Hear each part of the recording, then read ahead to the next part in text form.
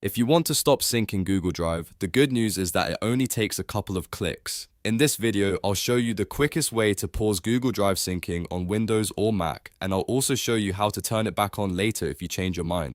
This is really useful if you want to save bandwidth, troubleshoot a syncing issue, stop new files from uploading for a moment, or just take a break from constant background activity. If this tutorial helps, make sure to hit the like button and subscribe for more simple software guides like this. Alright, let's jump right in. First, look at your taskbar on Windows or the menu bar on Mac and find the Google Drive icon. On Windows, it usually appears in the bottom right corner near the clock. On a Mac, it's usually in the top right corner of the screen. If you don't see it right away, you may need to click the small arrow or extra icons menu to reveal hidden background apps. Once you find the Google Drive icon, click it to open the status panel. This panel shows you the current sync activity, account status, and a few quick options. Now look for the pause syncing option. This is the setting that temporarily stops Google Drive from uploading and downloading files in the background.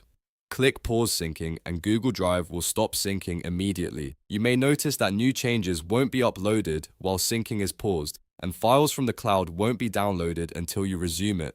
That's it.